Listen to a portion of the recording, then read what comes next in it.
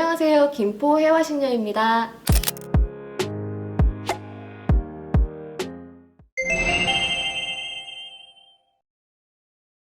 저승사자, 이제 저승의 세계는 제가 아직 가보지를 못해서 어떤 세계인지는 잘 모릅니다. 그래서 공부를 좀 해봤는데요. 굉장히 흥미로운 얘기도 있고 새로운 사실을 알게 된 것도 있어요. 이제 저승사자라는 거는 저승 세계에서 일하는 모든 사자를 통틀어 이야기하는 게 저승사자라고 하고요. 그리고 저승의 일을 각자 업무에 맞게 도맡아 하는 거를 차사라고 합니다. 저승의 공무원들이라고 할 수 있겠습니다. 이분들은 염라대왕님의 심부름꾼이에요. 그러니까 저승의 일을 부분별로 관장하고 있는 분들이 많은데 이제 차사도 종류가 굉장히 많아요. 강림차사, 해원맥, 이덕춘이라는 그런 이름을 가진 저승사자들이 있는데 저승사자 이야기에 대표적으로 나오는 인물들 중에 하나이긴 합니다. 이 차사들은 그러니까 죽은 사람을 이승에서 저승으로 인도하는 그런 일들을 하지만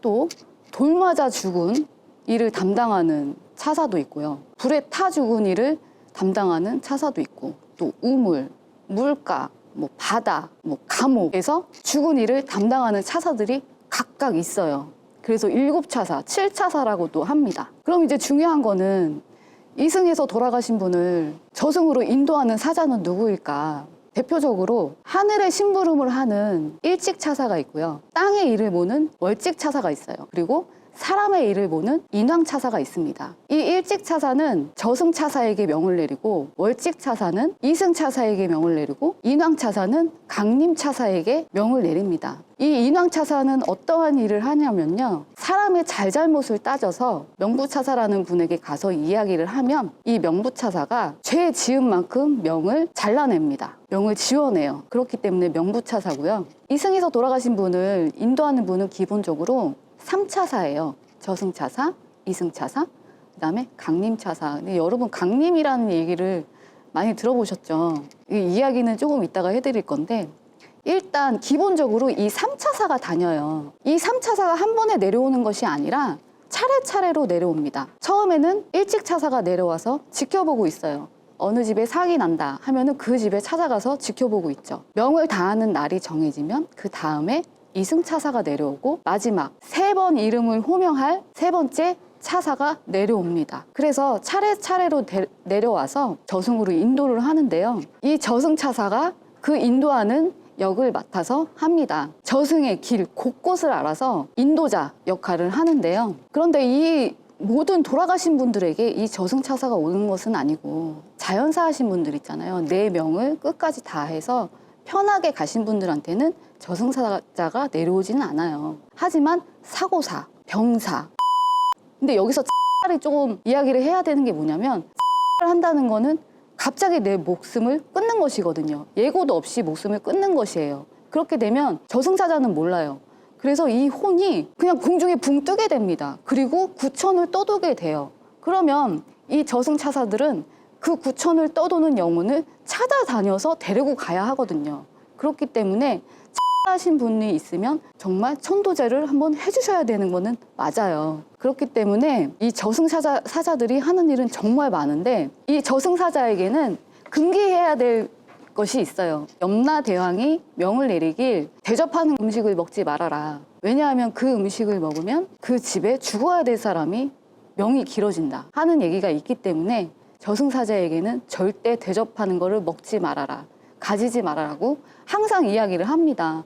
하지만 이 저승차사들은 자꾸 잊어버려서 먹게 돼요. 그런 식으로 해서 명을 이어가는 사람이 있었는데 여러분 많이 들어보신 삼천갑자 동방삭이라는 사람입니다. 그 사람이 그렇게 해서 수명을 18만 년 정도를 살았어요. 이 삼천갑자를 동방삭을 잡아야 하는데 어디에 있는지 모르니까 저승사자들이 꾀를 냈습니다. 수술 하나 들어다가 물가에서 열심히 씻고 있었어요. 그런데 숯은 씻어도 변하지 않아요.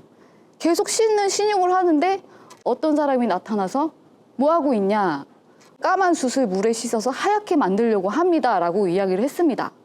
그랬더니 그 사람이 하는 말이 내가 삼천갑자를 살았는데 이런 경우는 또 처음 보네 하는 그 말에 덜미가 잡혀서 명을 다했다고 하는 그런 이야기도 있습니다. 강림차사가 낸 꾀인데요. 이 강림차사는 염라대왕에게 스카웃된 거나 마찬가지예요. 똑똑한 두뇌와 힘도 잘 쓰고 싸움도 잘하고 정말 염라대왕이 봤을 때 탐이 나는 존재여서 저승차사로 만들었다는 이야기가 조금 있어요. 보통 저승차사가 내려오는 거는 죽기 한 달 전이다 얘기하시는 분들도 계세요. 그런데 이제 제가 봤을 때는 그렇지는 않은 것 같고, 상문이 드는 이유가 누가 돌아가실 것 같아서 상문이 드는 거잖아요. 보통 3년 전에 내려와 있지 않나 그렇게 생각이 들어요. 그래서 이 저승사자가 안방으로 들어오게 되면 그 집안에 우환이 굉장히 많다고 합니다. 모든 풍파를 겪는다고 하는데, 집안에 아픈 사람이나 다친 사람이 있으면 집안 자체가 우울해지기 마련이거든요. 그래서 그런 걸 방지하기 위해서 문 밖에서 대접을 했다고 합니다. 오늘 저승사자 이야기를 한번 해봤는데요. 저도 굉장히 재밌었고, 다음에 이런 재밌는 이야기로 이야기해드리는 기회가 있었으면 좋겠습니다. 감사합니다.